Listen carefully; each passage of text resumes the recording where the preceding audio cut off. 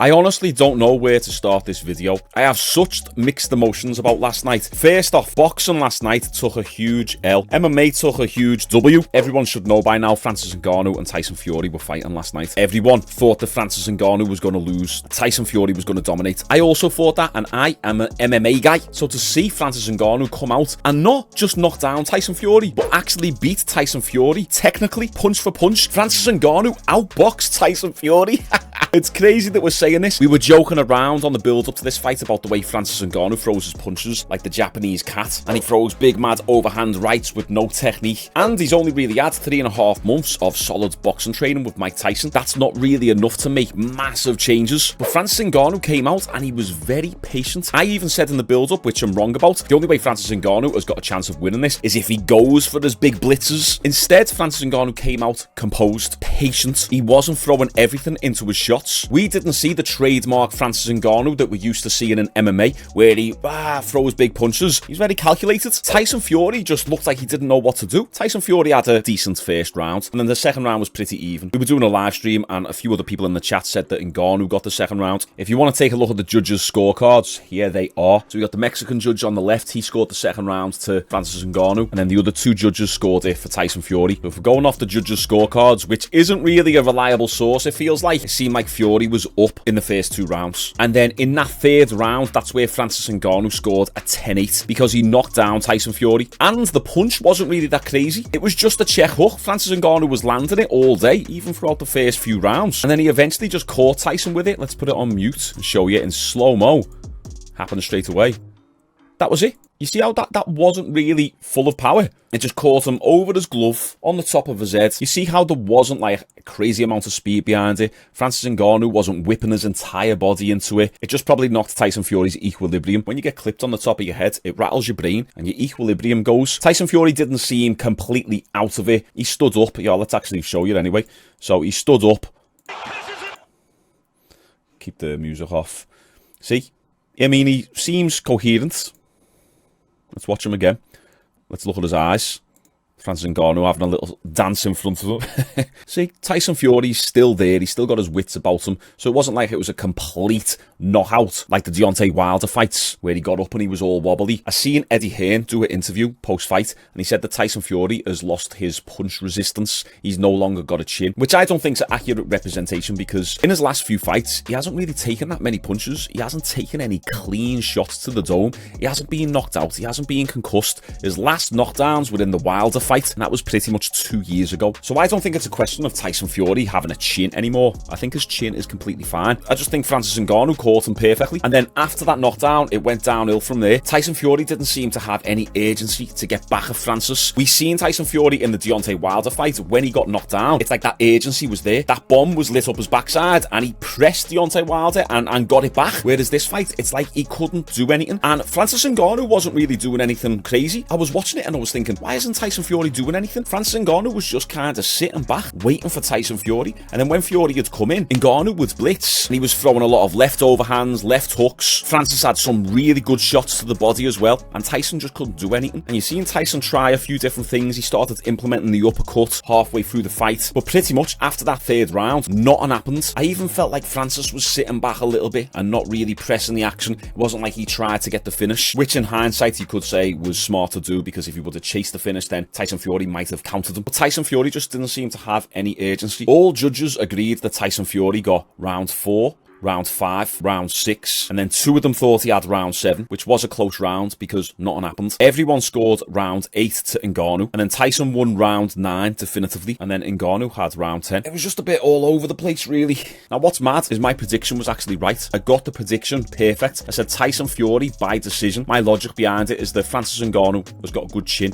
He's been hit with 4-ounce gloves by heavyweights in the past, and he's never been rocked. And Tyson Fury doesn't have a lot of power. He doesn't have that one KO punch nuclear power. So there was no world where I could see Tyson Fury knocking out Francis. Now, what I was wrong about is Francis actually looking really technical, and the Francis would only win a few rounds. And a little point I wanted to add, I actually missed it in the fight. You guys in the chat said that Tyson Fury elbowed Francis Ngannou.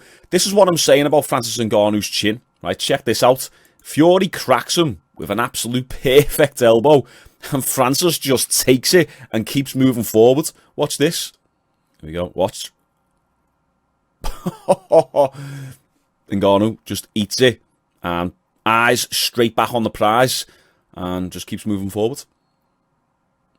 Fury does that punch quite well, so he will throw, it's almost like an overhand right, but he punches down. Conor McGregor caught Nate Diaz with that exact same punch in their second fight. It was when Nate Diaz was dancing around and trying to clown Conor, and then Conor went 1-2 and caught him with a similar punch. It kind of like goes down the face. Tyson Fury just miscalculated it and elbowed Francis in the gob. Francis took it and kept moving forward like the Terminator. I seen a comment on one of the videos and someone said, in what world does a man knock down another man, put the pressure on the entire fight, walk him down, land shot after shot on him, and still lose that fight? The thing is with boxing is there's so much criteria to judge upon. MMA scoring is a little bit more simple, but it can be so subjective within boxing. It's always split down the middle. People always say this person won, other people say this person won, and you can usually make arguments for both. So rewatching the fight this morning, it was hard to really definitively say who really won, because Tyson did land a lot more jabs and he was winning the middle of the fight, but Ngannou just had more damaging blows and he got the knockdown and the 10-8 round. So it's so subjective and it just makes me realise how much I miss MMA. Even though MMA, you've got so many more weapons and there's so many ways to win the fight, it's just much more simple. There's less faffing. Can we talk about that promotion? That was an absolute nightmare. You guys in the chat, I jumped on the live stream about 20 to 10 because it said that the walkout was at 10 o'clock. I thought, yeah, give me 20 minutes just to settle down, get in the chat, figure out all the kinks, and then the fight will start. The fight didn't start until like 2 hours later. I was sitting on the chat getting bladdered with the whiskey. I didn't see it. I wasn't really paying much attention because I was chatting to you guys in the chat, but apparently there was a timer and it was saying like 60 minutes to the fight, and then 30 minutes later it had reset back to 60 minutes. You guys kept saying 20 minutes till the fight, and then 20 minutes later people would be saying 30 minutes to the fight. I was like, when's this fight actually starting? And then we had all the dancers and the performances, and then more shots of them doing pad work behind the scenes, then back to the commentators talk, and then more promotion, then more singing. I was getting so frustrated. What an absolute ball ache of an event. Can't wait to watch some UFC where it's just fight after fight after fight. If you combine the early fights and then the main event on this card, there was only about an hour of fights total, but the broadcast was about 6 hours. That's crazy. Anyway, my final thoughts. I watched this fight thinking Ngannou has got this. Even though he didn't technically win, he has won. Now this is probably going to present him some new opportunities within boxing, which I don't know how that's going to work out with the PFL. But now that Ngannou has actually walked away with a pretty decent moral victory from this fight, when he does fight in the PFL, it'll probably draw a lot more attention to it than if he wouldn't have had this boxing fight first. And then also Tyson Fury. I've seen Eddie Hearn saying that Usyk would mop the floor with Tyson Fury. I said that on the live stream last night. I said, now after we've seen this, I think Usyk could destroy this version of Tyson Fury. Tyson Fury in the post-fight interview did say he's had a bit of ring rust. He didn't feel himself. Francis Ngannou was better than he thought. Maybe Fury underestimated him a little bit. Tyson denied those claims in the build-up, but I just think Tyson and everyone else included didn't expect Francis Ngannou to be this good. And I was right in saying that we're not going to see any Mike Tyson moves in this fight.